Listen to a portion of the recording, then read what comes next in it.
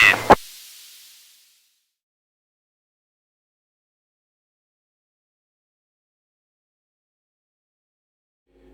everyone, Rob here from Daisho Tactical. Today I'm going to cover CQB ready positions and CQB carry positions. This is one of the first things I cover with students when I'm teaching a new carbine class because it's real basic and it's really kind of fundamentally important. It's a fundamental skill.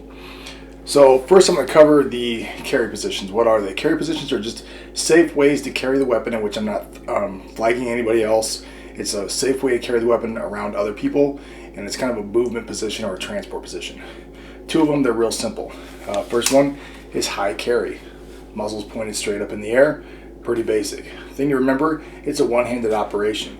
If you bring your other hand up here, right, you start running around, you end up becoming that green army man, and that muzzle ends up coming down here, and then you're in a different position. This is actually what we call high ready. So high carry is a one-handed operation. It's really good for when you got to go from one place to another quickly, because you can run pretty easily in this position. Okay. The other one we're going to cover is called Sewell. The muzzle is pointed straight down to the ground like so. The thing about Sewell is people kind of screw up. If they're wearing like a plate carrier with magazines and such, they tend to lay that stock on their chest. They get real lazy about it, and then that muzzle comes up slightly, and all of a sudden I'm flagging the legs of the people around me. You can't do that. This is lazy Sewell. This is proper Sewell. There needs to be a gap between your chest and the stock. Stock needs to be stripping down. Muzzle needs to be oriented straight at the ground. It's a safe carry position. Now I'm going to move on to our two main ready positions. The first one is called low ready. It's the most basic, it's the standard. It's also the fastest one to use when trying to get the weapon up into the fight. So what is it? Muzzle's depressed ever so slightly down. Why is the muzzle down? So I can see what's going on. I got to see what I see before I do what I do. On a range, we can stay up on our sights all the time and just engage targets. And no big deal because there's no threat to us. We're not trying to process anything. We're not giving any commands to anybody. We're just shooting targets. That's fine. But in the real world, like on a SWAT operation, the vast majority of things I encounter, like 99.9% of them, I don't shoot. Okay? I give verbal commands to, I make decisions, I put people under arrest, etc., etc. But I don't shoot them. But I have to see them before I can kind of assess and process what the hell's going on. I've got to put myself in the best position to process information when I'm doing my CQB. Which means when I'm at that threshold, when I'm clearing a room, I'm not here on my sights. I'm slightly down so I can see stuff. Alright? Now how far down is this muzzle? It's not all the way down here. The general rule is if I'm standing in the threshold of a standard sized bedroom, I want to be able to see the baseboard on the opposite wall. So for me it's just a couple degrees. It's right here. It doesn't take any time at all to snap up and bring that weapon to bear on target. And that's not what's going to slow you down in a gunfight. What kills us for time on a gunfight in the real world is processing. Our ability to process information, so we're going to put ourselves in the best position to do that. Get that weapon out of your sights. Now let's look real quick at some of the ergonomics of it. The toe of the stock is on contact with my body. It's contact with my chest here. As the weapon comes up, that's when I flip off my safety. Okay? Your personal SOP may vary. There's other ways. Some people don't flip off safety until they're actually firing. That's fine. But for me, if I'm bringing my weapon up and going on target, I'm doing it for a reason. So anytime I come up on target, the weapon comes off safe.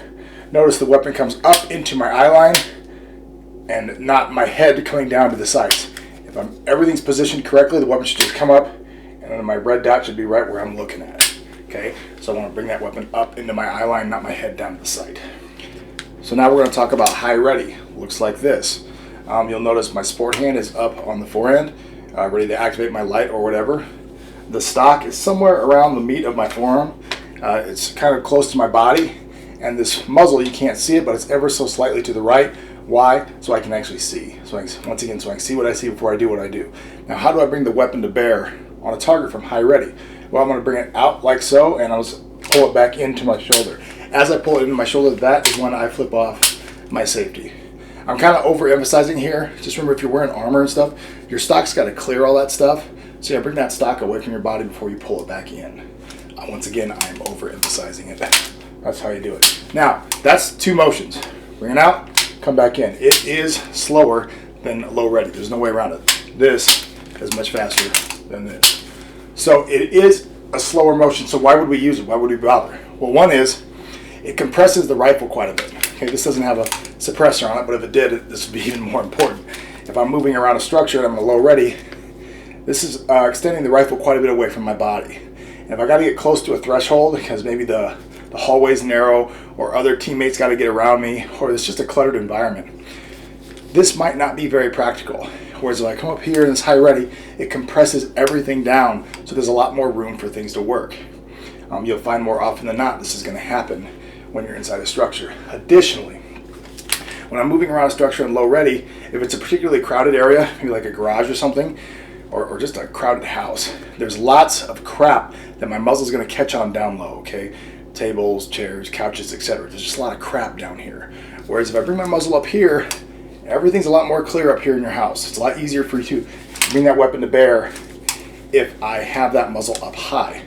So that's one big advantage. Another one is, quite honestly, it is just easier for me to fight physically if I have to use force on somebody.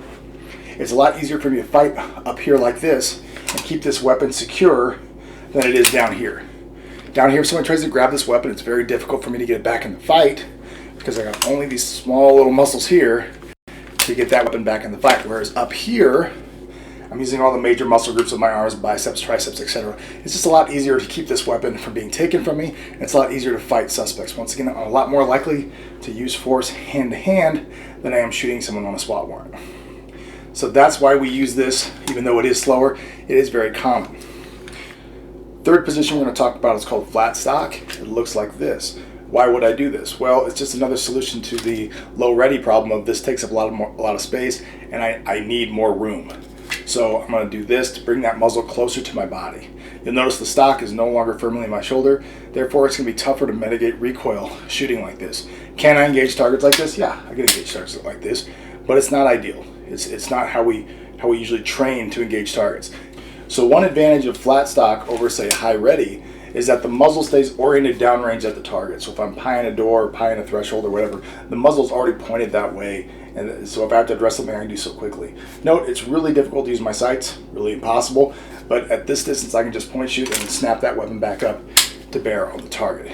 It is a temporary position. Flat stock is not the way you're going to be walking around clearing the whole structure, where I might do that with my high ready. Flat stock is a solution to a problem, and it's a short solution. Oh, I need more room on this threshold. I'm going to come up tight in my flat stock, and as soon as I have room to bring that weapon back into a low ready, I'm going to do that. It is not the way I clear the entire structure. So that's all I got on carry positions, ready positions. It's really basic stuff, but it's an important fundamental to master before you move on to more advanced room clearing techniques. Thanks for watching. Time for the post-video shameless request for support. If you guys like my content, you want to see more of it, please like, subscribe, hit the little bell. You guys know how YouTube works. Better yet, support my channel. Go to my website, daishotactical.com. There you can find a variety of products that I make myself at my workbench. I make a variety of slings in a bunch of different colors, quite a few different models. I also make shooting bags. Any money spent at the store really does help me moving the channel forward and making more content for you in the future. Thanks for watching.